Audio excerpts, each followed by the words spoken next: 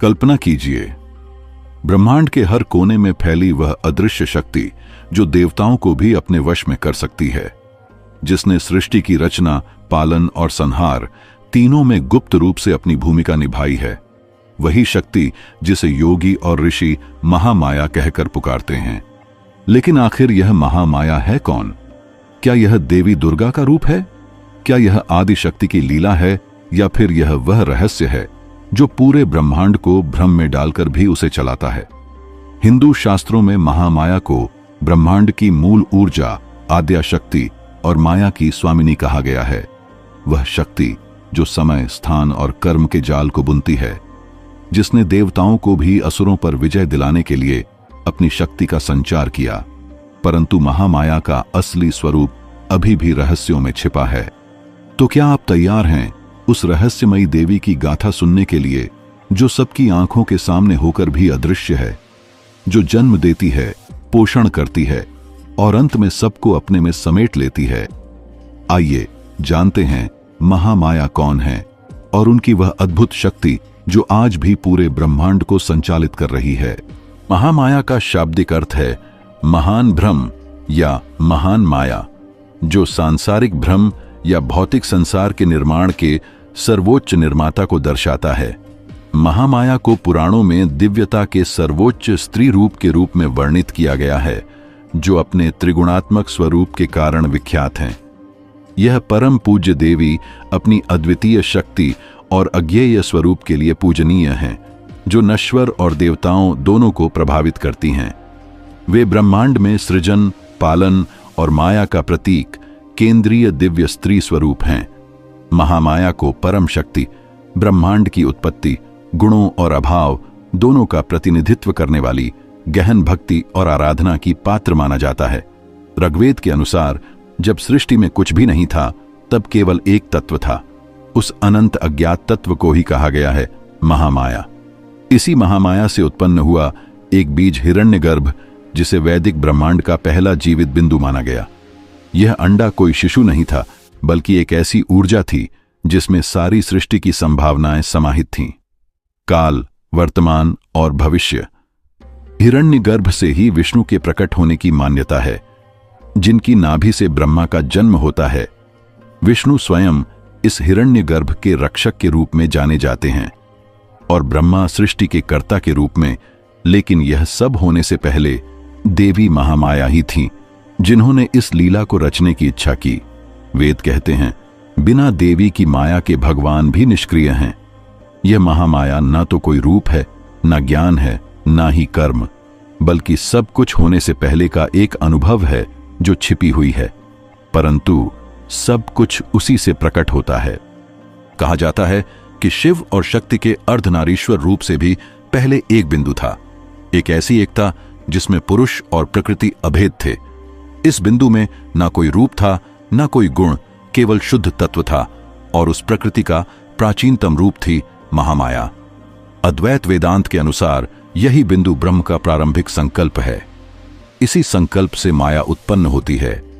यह माया कोई सामान्य ऊर्जा नहीं, बल्कि अनंत इच्छा का संचय है, जिससे इच्छा शक्ति, ज्ञान शक्ति और क्रिया शक्ति का जन्म होता है। इसी माया से ही शिव और शक्ति के रूप प्रकट होते हैं, यानी जो अर्धनारीश्वर रूप हम देखते हैं, उससे भी पहले थी महामाया। उनकी शक्ति अजेय और विस्मयकारी है और उन्हें स्वयं विष्णु की शक्ति माना जाता है। वह सर्वोच्च सत्ता हैं जो ब्रह्मांड के सभी प्राणियों के कमल जैसे हृदय में निवास करती हैं, और वह विविध रूपों से संपन्न हैं। उनका नाम प्राण या जीवन है। वह सभी मंत्रों की जननी है और ब्रह्मांड की शाश्वत माता है। हिंदू धर्म में महामाया को अक्सर दिव्य स्त्रीत्व से जोड़ा जाता है और उन्हें देवी दुर्गा या पार्वती का एक रूप माना जाता है। वे ब्रह्मांडीय भ्रम माया का प्रतिनिधित्व करती हैं, जो व्यक्ति को परम सत्य से विचलित कर सकती है। सांसारिक भ्रमों से पार पाने और आत्मज्ञान प्राप्त करने के लिए कभी कभी आध्यात्मिक साधनाओं में महामाया का आह्वान किया जाता है। एक निर्गुण अरूप सर्वव्यापक तत्व जिसे समझा नहीं जा सकता, केवल अनुभव किया जा सकता है। श्री हरि नारायण, जो सृष्टि के पालनकर्ता के रूप में जाने जाते हैं, उनकी लीला भी महामाया के बिना पूर्ण नहीं होती। एक प्रसिद्ध कथा है जिसे देवी महात्म्य और मार्कंडेय पुराण में बताया गया है। जब विष्णु योग निद्रा में सो रहे होते हैं और मधुकेटभ का प्रकोप बढ़ता है, तब ब्रह्मा प्रकट होते हैं और देवी महामाया से प्रार्थना करते हैं, हे देवी, आप विष्णु के चित्त में महान निद्रा के रूप में विराजमान हैं।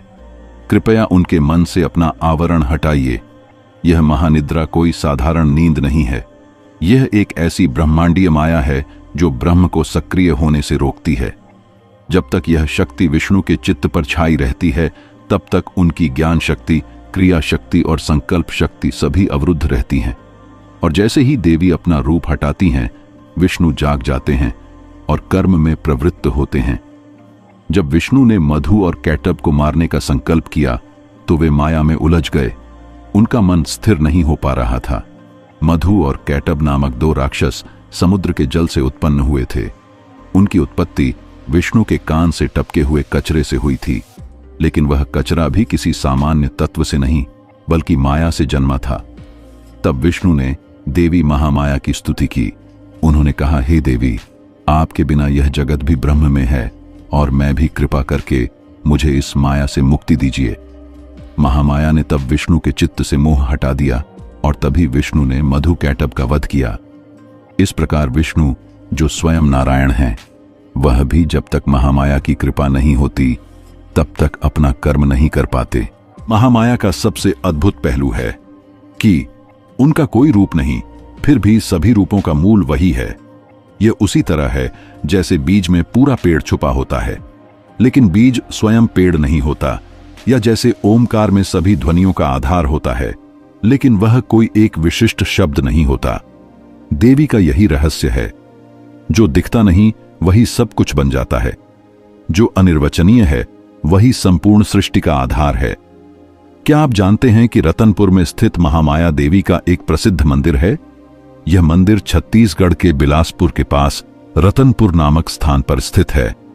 इसका निर्माण 11वीं शताब्दी में राजा रत्नदेव ने कराया था, जो कलचुरी वंश के एक शक्तिशाली शासक थे।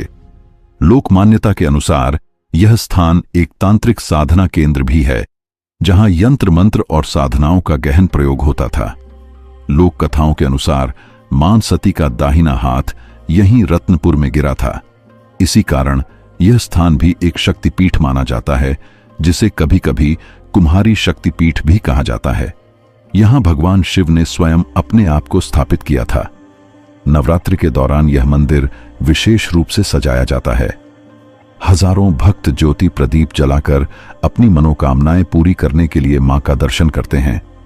कहा जाता है कि कुमारी कन्याएं यहां मां के दर्शन से विशेष सौभाग्य प्राप्त करती हैं। मां महामाया यहां आद्य शक्ति के रूप में पूजी जाती हैं, जो इच्छा क्रिया और ज्ञान शक्ति का एक रूप है। दोस्तों, अगर वीडियो पसंद आया हो तो वीडियो को एक लाइक कर दें और चैनल को सब्सक्राइब, क्योंकि हम ऐसे ही हिंदू धर्म की रोचक जानकारी लाता रहते हैं।